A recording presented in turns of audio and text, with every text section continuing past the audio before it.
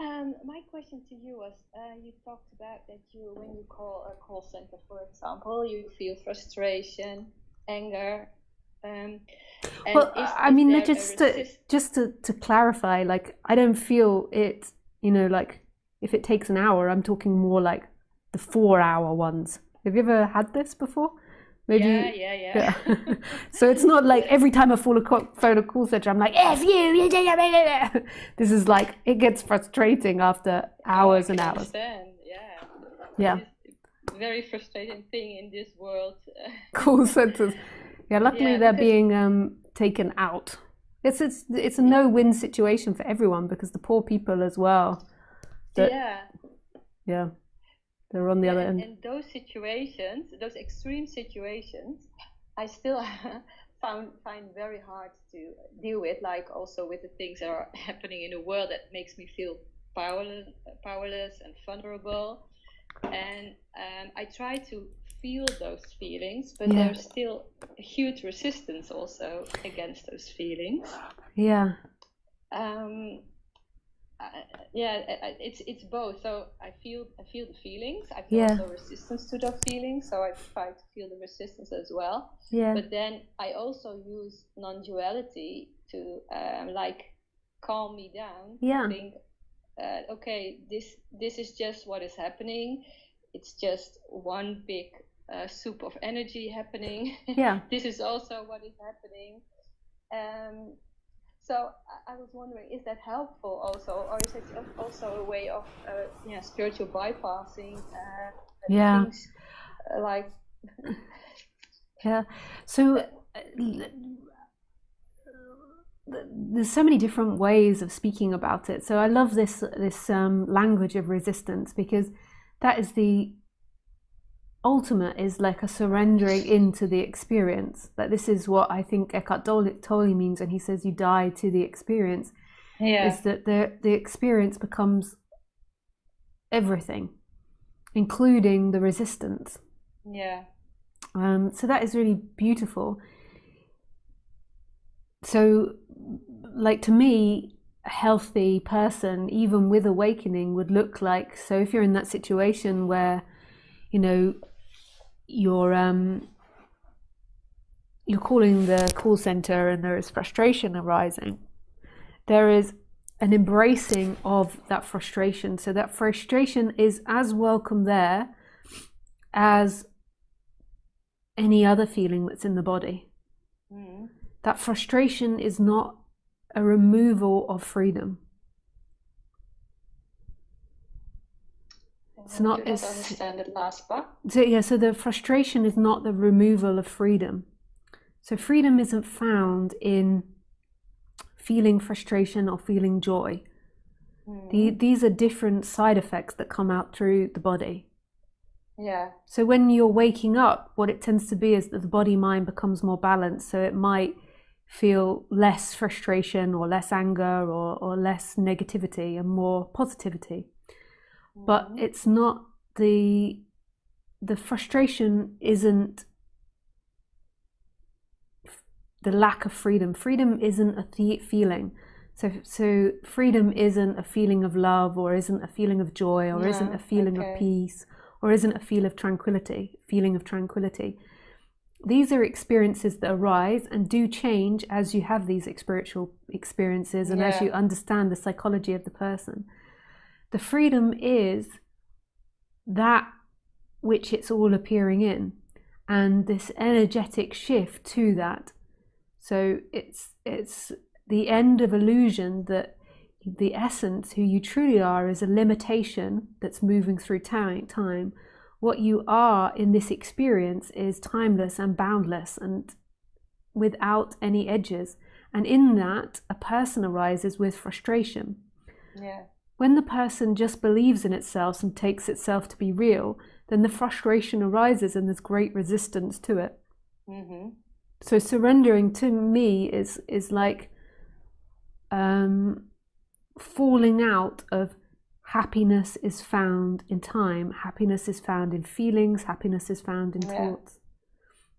So it's not the absence of frustration, it's yeah, the deep knowing that frustration is frustration. It's a chemical experience happening in the body, and it's not the absence of freedom. So I feel frustration. I'm 4 hours on there, and there is frustration. There's other things I would prefer to be doing than repeating these conversations in circles until I think they hope you give up.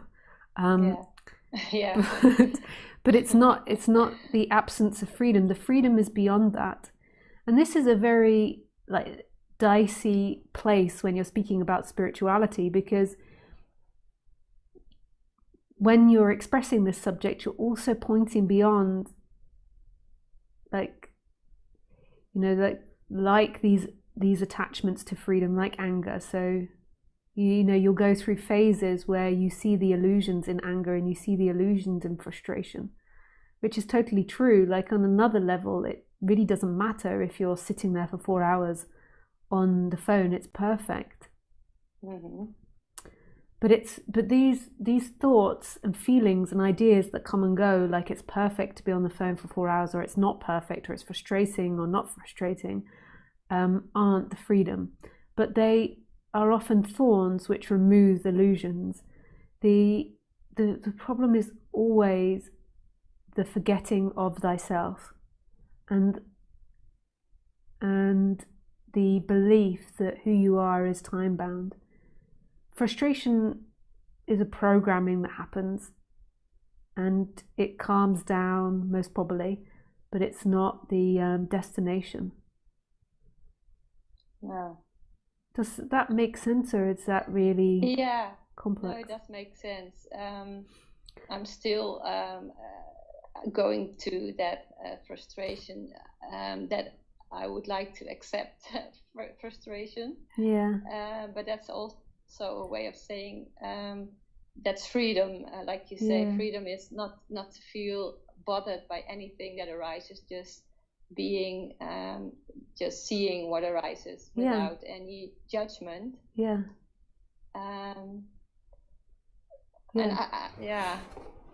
That's not freedom as well, I guess. Well, I mean, it's like with the quotes with Eckhart Tolle, I can bend my mind into imagine how you see that, because it's not actually someone not having judgments as such. It's like a movement energetically beyond that. But I can understand like where you're pointing to when you say that. Like language isn't definite. It's not like you can say language and we definitely know what each other mean and that this is the way it is. But when you're saying it's like not judging, I get the sense that, you know, there's an arising of something deeper. There's a rising of knowing something beyond all language and something beyond yourself. Sometimes a person is also too much in its head. Trying to get it clear in the head, and that's such a big hindrance to understanding. It's a hindrance, and it's also beautiful. I tend to attract a lot of heady people, and you know, there's beautiful qualities of that. Like the reason that people become heady is because it's a protection. So you're protecting yourself against feelings. So it's not like it's like this really negative thing. It's like a capability. So people that tend to be heady people, we say it like it's a bad word in spirituality, but it's basically what you're saying is that you have a strong creative mind that can find solutions in time. And a solution that a heady person has come to is a way of blocking out feelings in order to make its life more comfortable. But when you get into this subject, it's often that you have to go back into undoing that and embracing feelings so that you're more embodied to become more authentically yourself. Because when you block out feelings of negativity, you also block out feelings of positivity. And you also block out feelings of what you want and what you don't want, and the more authentic self. But there's also skills, you know, if you haven't had such a creative mind, you might never have got into this subject, which I see that as like really beautiful. You know, and I'm sure it's helped you in so many ways in your life. It just gets overexcited and you can imagine it like a wild horse with a cart. It's like, go, go, go. And it's like, okay, you just need to slow this down a little. Yeah, it's like, find this, Yeah. this is beautiful, this is what I want, this is what I am, and then I think, oh yeah, everything is just appearing, and it's just energy vibrating, and it's appearing in what we are, and we also are the energies that are appearing. Yeah. And that's in my head, but it's not my experience. And but first, maybe does there have to be an understanding at first before you can experience it? It's so different. It's like, imagine if we had never eaten a box of chocolates before, you know, like flavored chocolates, and then like I ate one and then I described the taste, and then you ate a different one and described the taste. It's like experience is a very hard thing to articulate. So I can't give you definite answers in regards to that, but what I can say that might be something that you find interesting to experiment with is just very delicately, every time you remember, like checking in with different parts of your body, like, what do my feet feel like now? Like, what does my bum feel like? Like, what does it feel like to sit down? Yeah. So understanding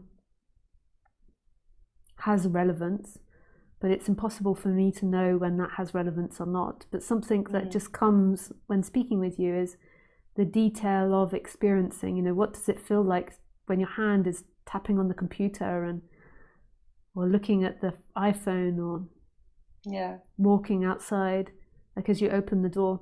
When I was younger, a friend of mine, she didn't convince me to shave all my hair off, but we went through this whole process together of talking about what it is to be a woman, and we eventually resulted in both shaving each other's hair off, and it was such a miraculous experience because it made me very conscious of the sensation all around my head, and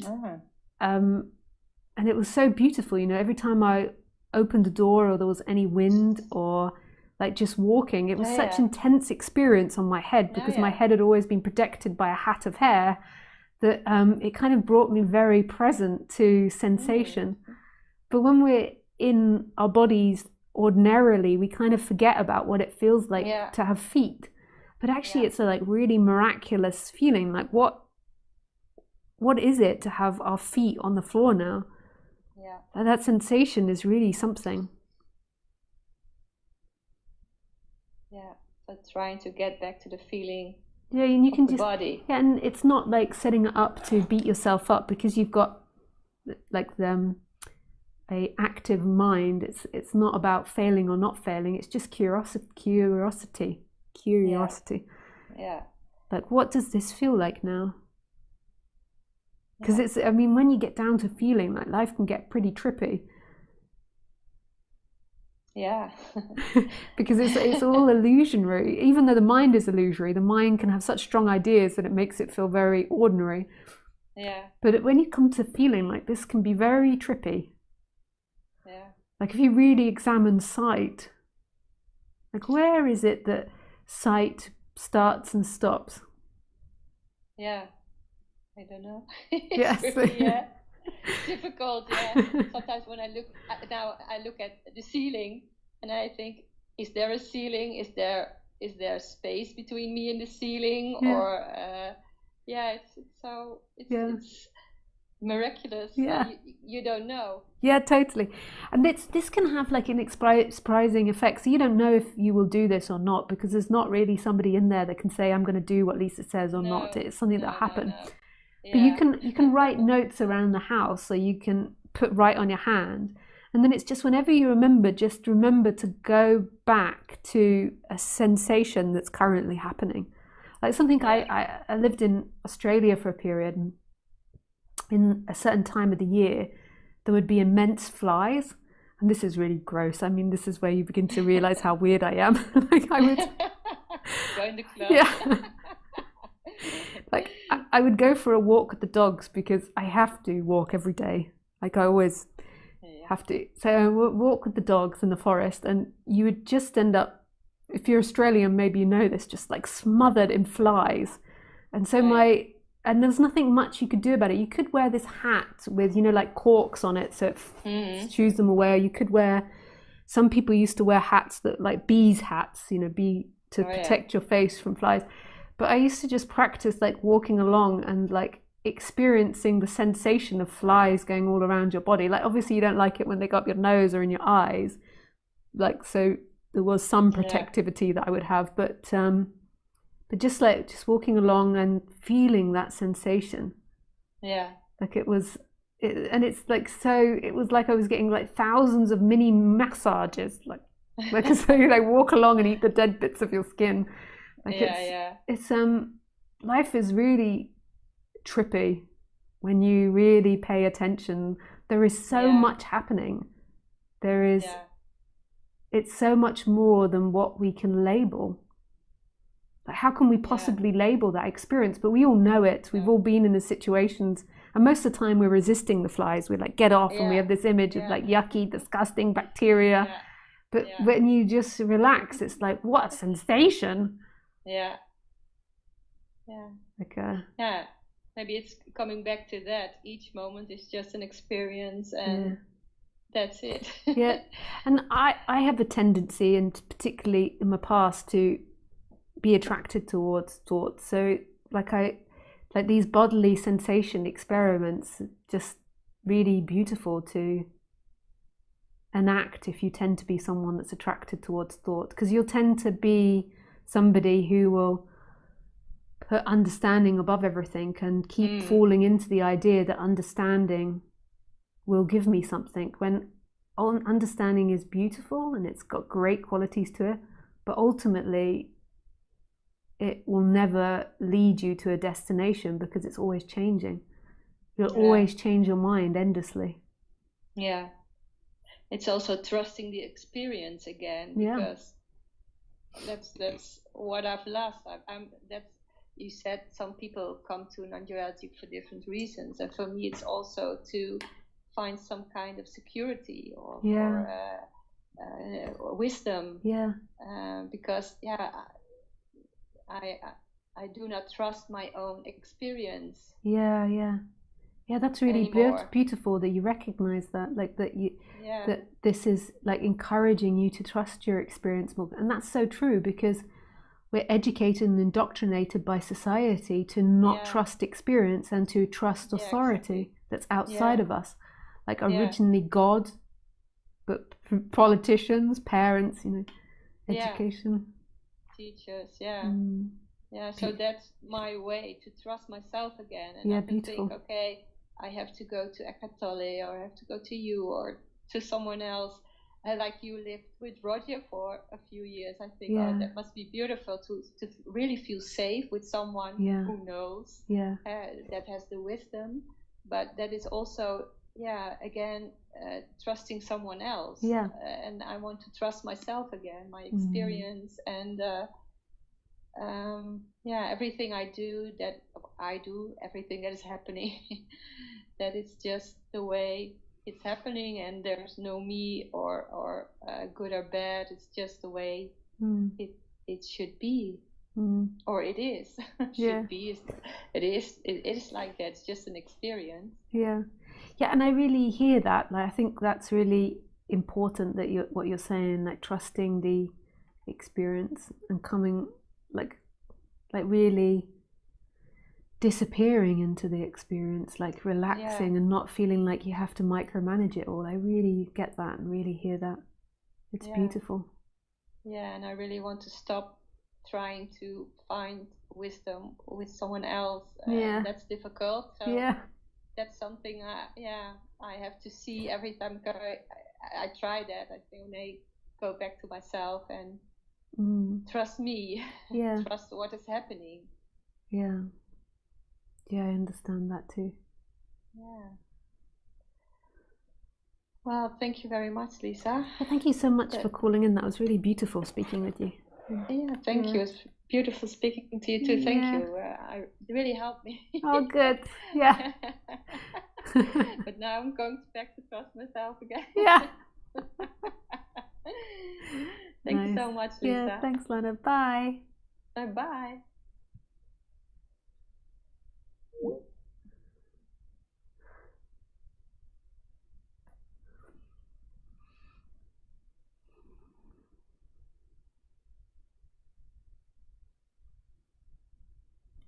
Oh, it was really beautiful, that conversation. Thank you, Lana, for being so open to exploring.